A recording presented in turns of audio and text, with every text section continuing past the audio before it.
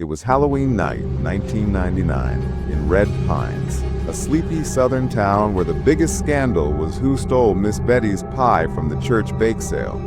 4 friends, Cassie, a radio DJ, Ryan, a mechanic, Zoe, a college dropout, and Derek, a conspiracy nut, were hanging out at the local radio station, WRPX, a tin-roofed shack on the edge of town. Cassie was hosting a late-night show, spinning oldies and taking prank calls, when a strange signal hijacked the broadcast. Static crackled, and a voice came through, low, raspy, like it was scraped from a grave. "Find us in the chapel," the voice repeated, over and over, until Cassie cut the feed. The friends laughed it off as a hacker's prank, but Derek, eyes wide, recognized the name. The Old Pines Chapel, a boarded-up ruin in the woods, abandoned since the 50s after a fire killed the choir mid-hymn. Locals swore the place was cursed, said you could hear singing at night, voices that weren't human. Ryan, itching for a thrill, dared them to check it out. They grabbed flashlights and a camcorder, piling into Zoe's rusty Pontiac.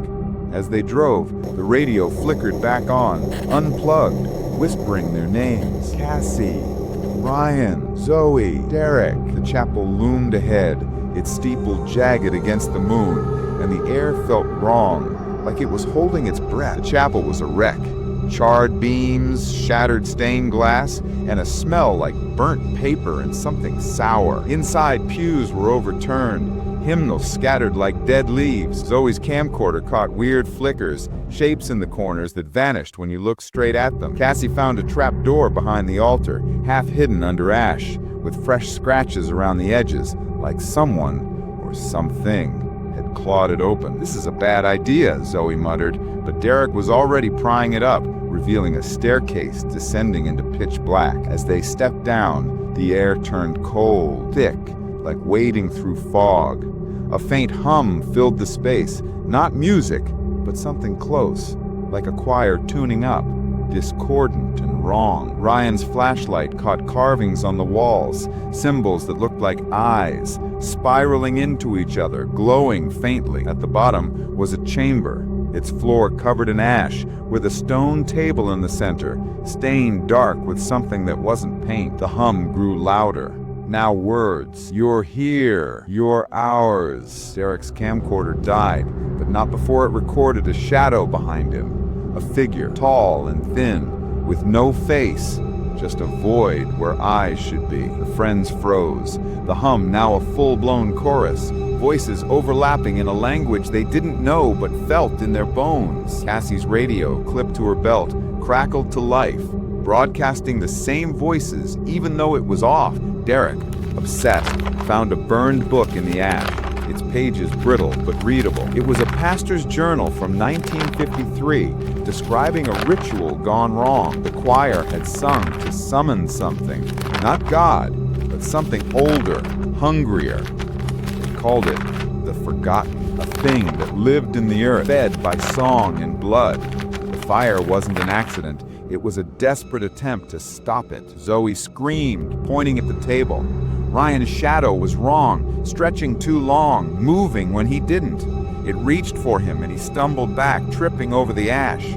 The voices sang louder, naming him. "Ryan, join us!" Before anyone could react, the shadow grabbed him, pulling him toward the table.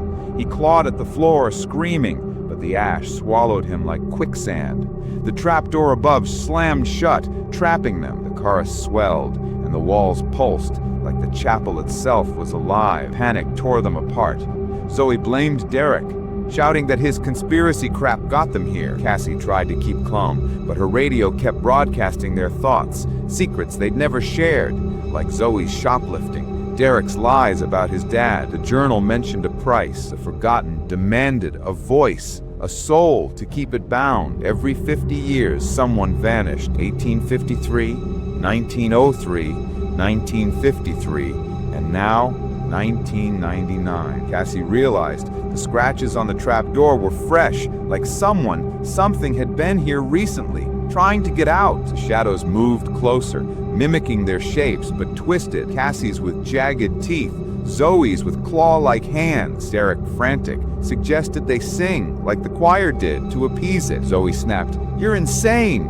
But the voices were deafening now, drowning out their thoughts. Cassie found a hymn in the journal, words in that strange language, and started singing, her voice shaking. The shadows paused, but Zoe's shadow lunged, wrapping around her like smoke.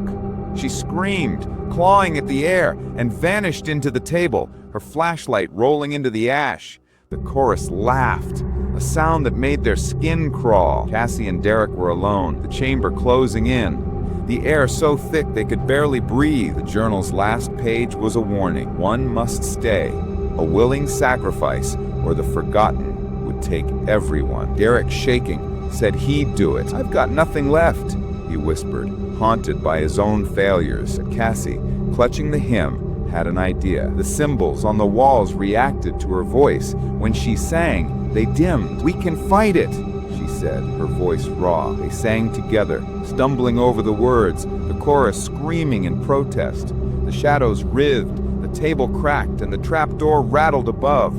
Derek's shadow grabbed him, its void face inches from his, but Cassie kept singing, her voice breaking. The symbols flared and faded, and Derek's shadow dissolved. He collapsed, sobbing, as the trapdoor creaked open. They climbed out, the chapel silent and the dawn light creeping through the broken windows. But Cassie and Derek were gone, and the journal was blank now, its pages ash. Cassie and Derek left Red Pines, vowing never to speak of it. The town buried the story, like always, but the chapel still stands, its doors locked, its windows dark. Hikers report hearing singing at night, faint and eerie, and sometimes their radios pick up static with their names. Cassie kept the camcorder tape, but it's blank, just white noise. Derek burned his notes, but he still hears the chorus in his dreams. Here's the kicker. Nobody knows what the forgotten is, or why it chooses who it does. The chapel's still there, waiting. 1999 wasn't the end. It's 2025 now, folks. If you ever are in Tennessee, stay away from Red Pines. You might hear your name in the wind, and you might not come back.